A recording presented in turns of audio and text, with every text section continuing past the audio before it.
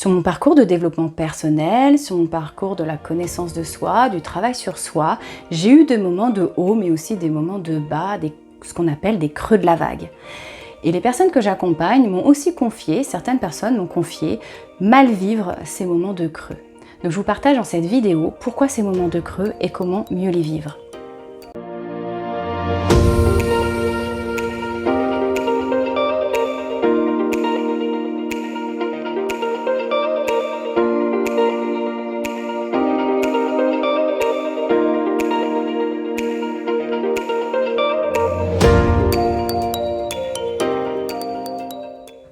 Donc comme je vous le disais, parmi les personnes que j'accompagne, certaines me confient ne pas très bien vivre ces moments de haut et ces moments de bas surtout, qui en fait sont suscités par un travail qu'elles ont initié récemment sur elles. Donc déjà ce qu'il faut savoir, le premier point, c'est que la vie est faite de haut et de bas.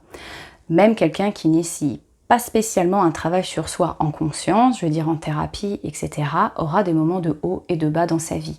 Parce que tout simplement, la vie, c'est fait de haut et de bas. La vie, c'est le mouvement, la vie, c'est le changement.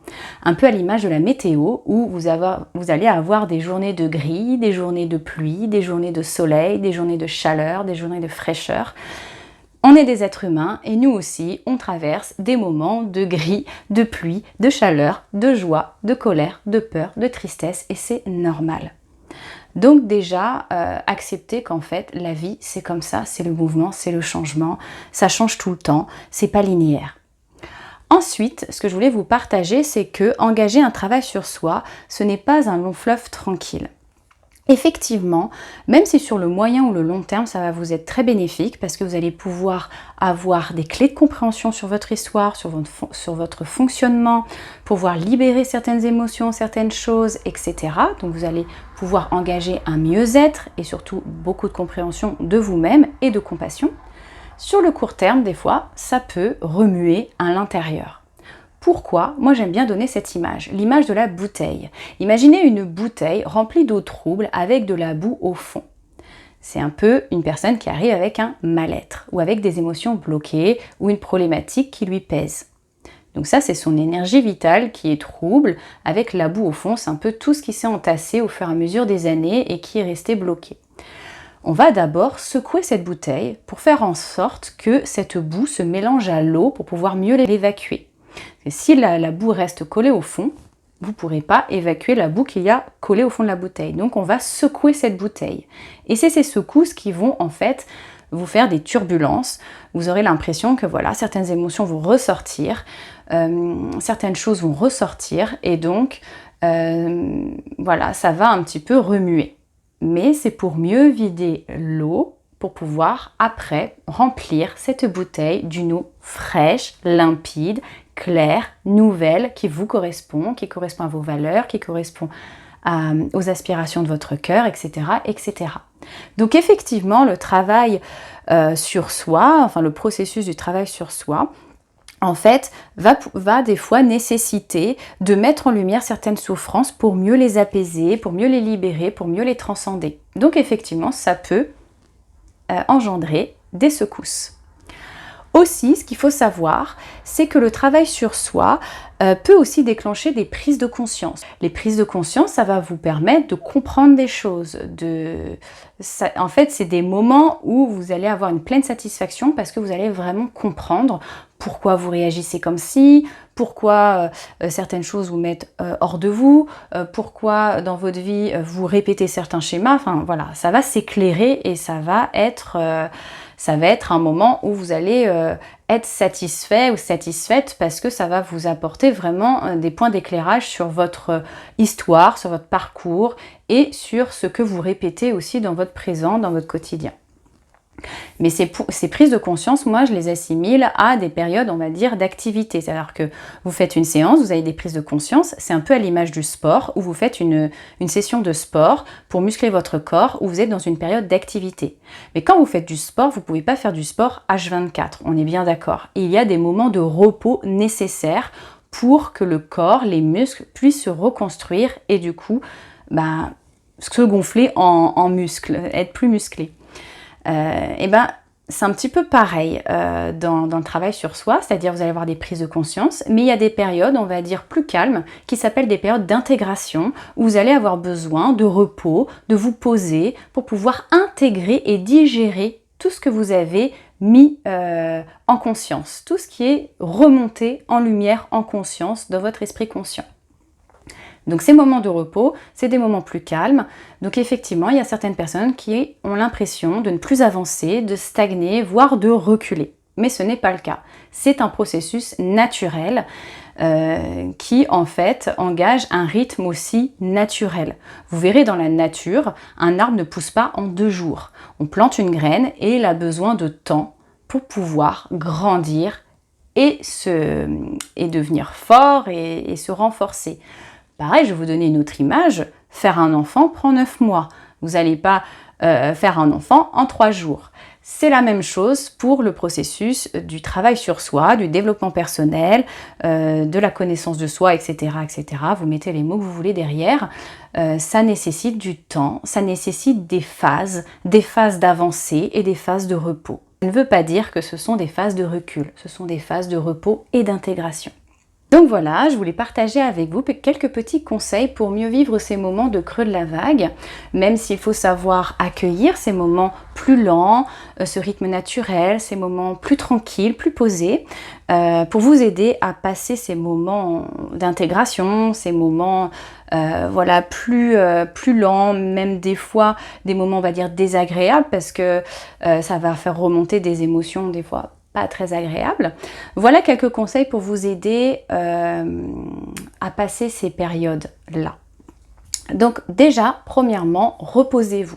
Ça, c'est très important de soutenir son corps physique quand vous faites un cheminement comme ça, de travail sur soi, de connaissance de soi, de développement personnel, appelez-le comme vous voulez.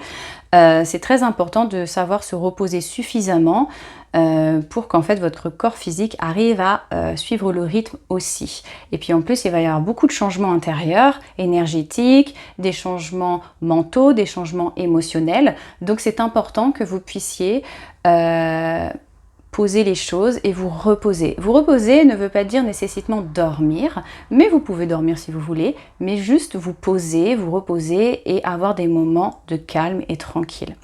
Aussi, je vous invite à boire beaucoup d'eau, puisque notre corps est fait principalement d'eau, et de boire de l'eau saine, alors de préférence filtrée, voilà, une eau qui va vous permettre en fait de renouveler votre énergie intérieure. Donc voilà, d'accueillir aussi ces changements, ces transformations par le repos en buvant beaucoup d'eau. Aussi, ce que je voulais vous partager, c'est, même si c'est pas toujours facile à mettre en place et à accueillir, etc., c'est juste soyez patient. Soyez plus patient et indulgent avec vous-même.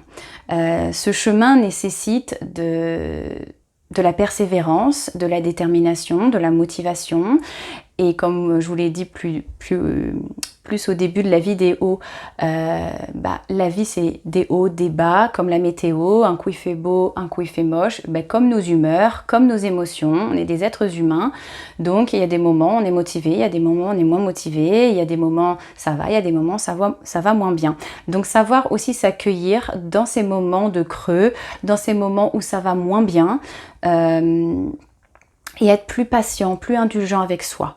Voilà, se dire qu'en fait, ce sont des passages qui vont ne faire que passer justement. Ce sont des passages pas agréables, mais qui vont à un moment donné finir par passer et vous retrouverez une belle énergie ensuite. Donc vraiment, vous accueillir avec plus de patience, plus d'indulgence envers vous-même. Rappelez-vous que vous êtes un être humain qui est sensible, qui a des émotions, qui chemine et fait de son mieux sur son chemin. Donc accueillez ces moments de bas, voilà, comme je vous le disais, comme des passages qui ne dureront pas dans le temps. Ensuite, laissez vos émotions sortir et s'exprimer, ça c'est important. C'est-à-dire que même si vous faites un travail sur vous, pour aller mieux, vers un objectif positif, voilà, l'objectif que vous vous êtes fixé, etc., c'est tout à fait normal et ok de se sentir triste, de se sentir en colère ou d'avoir peur à certains moments du processus. Donc, laissez vos émotions sortir, s'exprimer à ces moments-là. C'est important que ça se libère et justement, le travail sur soi permet de débloquer ces émotions, par exemple, du passé qui sont restées bloquées en vous. Donc, vous allez avoir des moments où il y a besoin de libération. Donc, c'est OK. Rappelez-vous que c'est OK que ce ne soit pas OK. C'est OK et c'est tout à fait normal d'avoir des moments où vous avez l'impression de plus avancer, où vous avez l'impression de replonger dans vos vieux, dans vos vieux schémas ou dans vos vieux démons, enfin je ne sais pas comment vous voulez les appeler, mais voilà, vous avez l'impression de revivre des choses que vous viviez avant. Ça fait partie du process de libération aussi.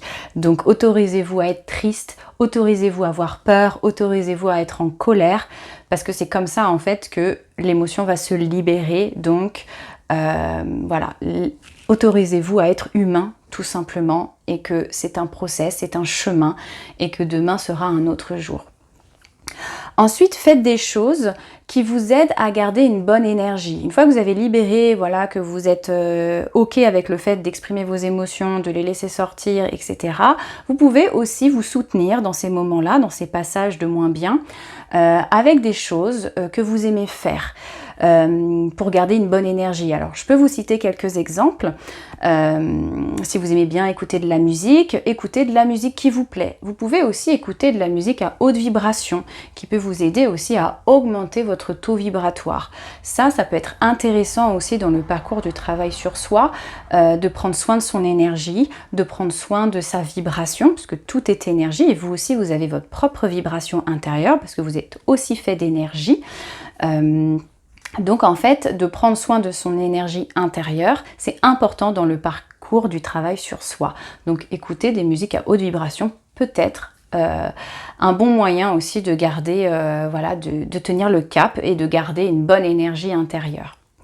Aussi, voyez tout ce qui vous plaît. Voyez tout ce qui vous plaît dans votre vie, tout ce que vous aimez dans votre vie. Un peu pour... en fait, si je vous dis ça, c'est pour en fait aller cultiver la gratitude. Parce que la gratitude, c'est une énergie très puissante. C'est comme l'énergie d'amour. C'est une énergie qui en fait transforme, transmute et aussi appelle le positif. Plus vous serez dans une énergie de gratitude et plus vous serez dans une énergie qui appellera le positif. Parce que le positif appelle le positif. Donc, pour être en contact avec cette énergie de gratitude, pour la cultiver, moi je vous invite à penser à tout ce que vous aimez dans votre vie, tout ce que vous avez et tout ce qui vous plaît dans votre vie. Déjà d'avoir engagé un travail sur soi, c'est déjà très positif. Ça veut dire que vous avez de l'amour pour vous-même, que vous avez envie de vous en sortir, que vous avez envie d'avoir une vie qui vous correspond mieux. Donc c'est déjà un beau cadeau que vous offrez à vous-même. Donc déjà c'est un point positif. Et voyez tout ce que vous avez dans votre vie, tout ce que vous aimez, tout ce qui vous plaît. Et voilà, pour voir en fait sous un autre angle, votre vie, la voir sous un autre angle. Donc ça c'est important aussi pour cultiver la gratitude au quotidien. Alors c'est pas toujours évident, je vous le conçois, d'avoir cette attitude positive et de gratitude quand on est dans le creux de la vague. Mais voilà, essayez tous les jours, tous les 2 jours ou toutes les semaines, de faire une petite liste des choses qui étaient positives dans votre journée ou dans votre semaine, même si ce sont des petites choses du quotidien. Qu'est-ce qui vous a donné le sourire ou qu'est-ce qui vous a fait plaisir dans cette journée, dans cette semaine? Voilà, se raccrocher à ces petites lumières-là. Ensuite, voyez vos avancées, car forcément, vous avancez, c'est obligé. Dans les moments de creux, c'est vrai qu'on a moins l'impression d'avancer, mais c'est sûr que vous avancez. Donc voyez vos avancées par rapport au début, quand vous êtes arrivé à la première séance avec votre thérapeute par exemple, et voyez un peu comment vous avez avancé sur votre parcours et les transformations qui ont déjà été initiées par rapport à ce parcours-là. Ou aussi vous pouvez voir comment vous étiez il y a 1 an par exemple, ou il y a 6 mois, ou quelque temps en arrière, et voir la personne que vous êtes maintenant. Une personne différente, une personne qui a évolué. Donc voyez vos avancées et voyez tout le chemin que vous avez parcouru jusque-là. Et vous allez voir que ça, c'est magique parce qu'on ne s'en rend pas compte. On a tendance à être tourné vers le futur, à être tourné vers l'objectif et à se dire je veux arriver là. et je suis là. Oui, mais il y a 6 mois, j'étais là, par exemple. Hein. Donc, je vous fais une ligne qui peut paraître un peu positif, négatif, mais c'est pour vous donner une idée, en fait. Voilà, mon objectif, je suis là, mais peut-être qu'il y a 6 mois, j'étais là. Donc, en fait, voyez un peu le chemin que vous avez gravi quand vous avez commencé, ou il y a 6 mois, ou il y a 1 an, jusqu'à présent. Ça, c'est vraiment très fort. Ensuite, connectez-vous à la nature. Quand vous avez des moments comme ça de creux, moi je trouve que le meilleur, le mieux, c'est vraiment de se dire, allez, j'arrête de ruminer chez moi et je vais aller me promener en forêt, je vais aller me promener à la plage, au bord de la mer, je vais aller en montagne, ou alors, si vous n'avez pas particulièrement d'endroit de nature près de chez vous, dans un parc par exemple, hein, ça peut être, je vais aller me promener autour d'un lac, dans un parc, enfin voilà, ça peut être des petits endroits de nature, c'est pas obligé que ce soit des endroits de vacances ou des endroits loin de chez vous. Mais en tout cas, voilà, vous reconnectez à la nature pour revenir dans l'instant présent. Et ça, c'est très fort. Donc, les moments de creux, nature. Et ça, c'est super. Et puis aussi, coucounez-vous. C'est important de se coucouner. Faites-vous des choses simples qui vous font plaisir parce qu'en fait, le chemin du travail sur soi amène à être plus doux avec soi-même. Donc prenez soin de vous comme vous prendriez soin de votre enfant, de votre amoureux ou votre amoureuse, de votre ami, de quelqu'un que vous aimez. Je sais pas, préparez-vous un bon petit plat avec des bons produits frais et bio. Faites-vous couler un bain par exemple, offrez-vous un massage, regardez un bon film à la télé, allez au cinéma, lisez un bon livre, faites des jeux de société en famille ou avec vos amis. Voilà, faites des choses que vous appréciez, que vous aimez, qui va vous mettre dans une bonne énergie, qui va vous permettre de faire une petite parenthèse peut-être sur ce moment de creux. Voilà. Et aussi, ce qui peut être important, c'est faire du tri. Ça, c'est très important parce que quand on est engagé comme ça dans un processus de travail personnel, on fait du tri à l'intérieur de soi. Donc, on fait du tri au niveau de son corps mental, son corps émotionnel. Mais c'est important aussi de faire du tri là, dans son corps physique, c'est-à-dire dans votre espace de vie, dans votre lieu de vie. Donc, des fois, ça peut se déclencher naturellement chez certaines personnes. Mais il y a certaines personnes qui n'y pensent pas. Et c'est très aidant. Faire du tri dans ses vêtements, faire du tri dans les objets, dans ce que vous avez chez vous que vous n'utilisez plus et qui vous encombre. Parce qu'en fait, symboliquement, c'est très puissant et c'est très fort. Faire du tri dans votre lieu de vie, ça va être un vrai parallèle avec le fait de faire du tri à l'intérieur de vous, de choses que vous ne voulez plus. Donc vous allez voir que ça va vraiment accompagner, ça va vous aider aussi de lâcher certaines choses. Et donc ça va vous permettre de passer les moments de creux de manière plus facile et plus rapide. Et aussi, ce que vous pouvez faire, c'est vous offrir un soin. Donc ça peut être un soin sur le corps physique, donc allez vous faire masser par exemple, ou autre soin, mais ça peut être aussi un soin sur le plan énergétique. Offrez-vous un soin énergétique, ou ça peut être aussi toute autre sorte de soin qui peut vous faire du bien, où vous avez une parenthèse de douceur, où quelqu'un s'occupe de vous pour pouvoir passer ces moments de creux et avoir une parenthèse où vous mettez un peu switch off le mental, vous éteignez, vous mettez en pause votre mental pour en fait revenir dans votre corps, revenir à vous et vous faire du bien et être dans une énergie plus apaisante. J'espère que cette vidéo vous aura plu. N'hésitez pas à la liker, à la commenter, à la partager si ça vous a plu. Et moi, je vous souhaite une bonne journée ou une bonne soirée et je vous dis à très bientôt pour une prochaine vidéo. Bye bye!